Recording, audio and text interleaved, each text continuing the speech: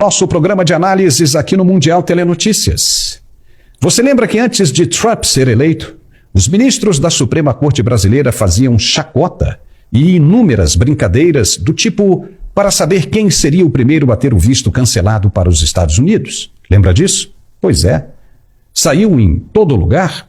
Havia a possibilidade cogitada pelos integrantes da direita de que uma das sanções previstas para o Brasil seria o cancelamento dos vistos das autoridades. E, de acordo com as fontes, os ministros davam risadas em cima das possibilidades aventadas pela mídia alternativa.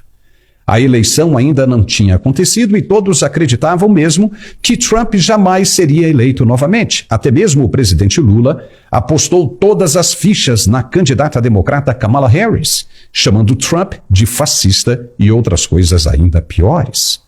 Pois é, o homem foi eleito e as orelhas por aqui ficaram imediatamente em pé. Mas, mesmo assim, muita gente ainda não acreditava que o pior poderia acontecer. Afinal, o brasileiro tem a arte do jeitinho e seria necessária apenas uma conversinha de pé de ouvido com o novo presidente americano que tudo se resolveria numa boa. Era o que se dizia nos corredores do imponente prédio da corte em Brasília, na Praça dos Três Poderes. Se acreditava que Trump era o mesmo do primeiro mandato, um estreante deslumbrado com a presidência e que tudo se resolveria, quem sabe, com algo comparado a uma cervejinha em uma mesa de bar e uma picanha na chapa besuntada na farinha. Não é assim que essas autoridades pensam? Afinal de contas, nós somos as autoridades supremas e não a ralé. Bobagem. Doce ilusão para quem não acompanhou a evolução dos tempos. Nem mesmo os mais sagazes auxiliares conseguiram passar a ideia de que os Estados Unidos não são como o Brasil e que os valores por lá são muito maiores e conservadores que os de cá. Mas então veio um outro nome que ninguém imaginava também que pudesse representar algum perigo. Afinal, como disseram na Globo News, que é a empresa entendida por muitos como a estatal privada de comunicação, esse novo nome era apenas mais um playboy deslumbrado com o poder, um garoto mimado, bilionário. Só para você ver como é distante a noção de realidade e respeito que separa os brasileiros dos americanos. O nome era, é e será por muito tempo Elon Musk. O cara, em apenas 2 dias, colocou o seu sistema de inteligência artificial para trabalhar e trouxe resultados alarmantes para o mundo todo. Foi impressionante. Se descobriu todo o esquema sujo de corrupção e desvio de dinheiro do pagador de impostos americanos. E o mais importante, segundo estão dizendo as próprias fontes americanas, surgiram nomes de autoridades brasileiras envolvidas em esquema de recebimento de dinheiro sujo e interferência em eleições para a derrubada de líderes populares. E tudo leva para o Tribunal Superior Eleitoral Brasileiro e seus comandantes durante e depois das eleições de 2022. Veja que agora não se trata mais de brincadeiras sobre quem irá perder primeiro o visto de entrada nos Estados Unidos. Não. Agora a coisa é muito mais séria. Se trata de saber quem irá perder primeiro a liberdade. Donald Trump e Elon Musk já sabem muito bem do que estão falando, mas querem reunir o máximo de provas possíveis para apresentar primeiro ao povo americano. Depois, eles abrem para o mundo inteiro. Só que, logo nos primeiros anúncios, os nomes aparecerão de qualquer jeito, como já começaram a aparecer. E como eles já sabem, esses nomes aparecem na folha de pagamento do Departamento de Estado do governo americano. Como assim? Com detalhes de dados riquíssimos, como repasse das verbas, valores exatos e locais depositados. Lascou o papai. Se os nomes das autoridades que aparecem ali não são verdadeiros, então não há motivos de preocupação. É ou não é? Mas, por enquanto, só essas autoridades sabem se estão mesmo com o rabo preso ou não. Só elas sabem, por enquanto, o que de fato aconteceu. Mas se estiverem com as mãos sujas, devem arrumar as malas o mais rápido possível. Não podem ficar esperando pela guilhotina, que virá com toda certeza. devem se mandar para qualquer lugar do mundo, como a Sérvia, por exemplo, e depressa. Os indicativos de que é tudo verdade estão cada vez mais fortes, ao ponto de que os auxiliares diplomáticos do Itamaraty já avisaram o ministro Alexandre de Moraes para não pisar mais nos Estados Unidos, porque corre o risco de ser preso a qualquer momento que pisar no país. Entendeu agora a gravidade desse problema?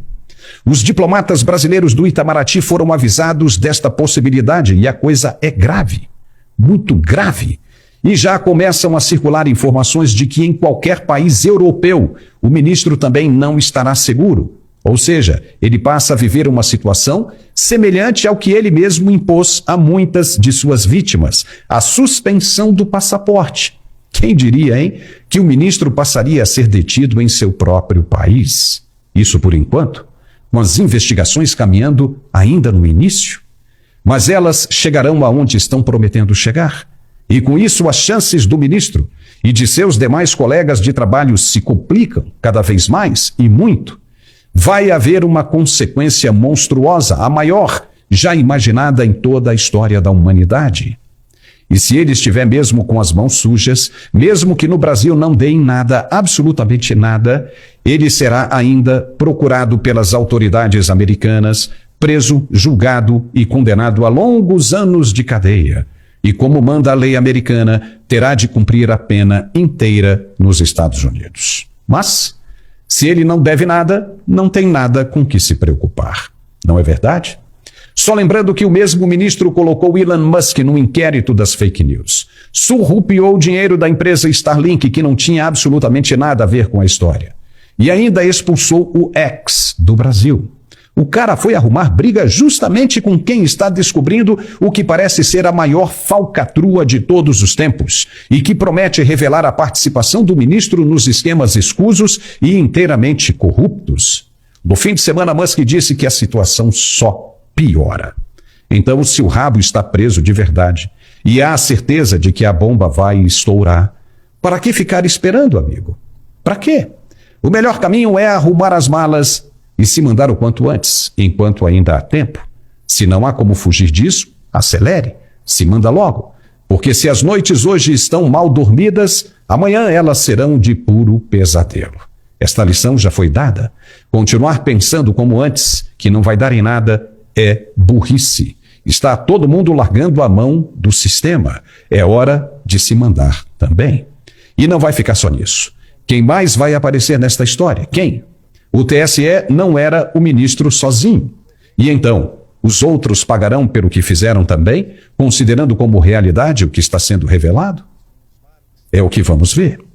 O ministro mandou censurar, mesmo que a Constituição que ele deveria proteger, dizendo que é proibida a censura no Brasil. O próprio Elon Musk é a prova disso. Ele publicou os ofícios com a assinatura digital do ministro, com a ordem cabal para censurar e fazer censura prévia ao exigir que os conteúdos e perfis fossem excluídos da plataforma de comunicação social. E ainda exigiu que Musk não contasse para ninguém que ele estava infringindo a Constituição. Isso foi amplamente divulgado pelo X e a ministra Carmen Lúcia, tadinha, ainda disse claramente que a censura poderia acontecer até o dia 30 de outubro de 2022. Mas como assim, se a censura, seja ela de que maneira for, é proibida pela Constituição? E mais, o TSE organizou eventos dentro das diretrizes sujas e corruptas da agência USAID, como foi divulgado por Trump e Musk, e ainda foi patrocinado pela mesma agência com dinheiro ilegal do pagador de impostos americanos. Não há como contestar isso, como mostram essas imagens que você está vendo agora. Ou seja, o bicho pegou mesmo e não vai escapar ninguém. A guilhotina vai começar a descer sobre as cabeças. É hora de arrumar as malas e fugir para algum país do leste europeu que aceite dar asilo a essas autoridades. A casa está caindo.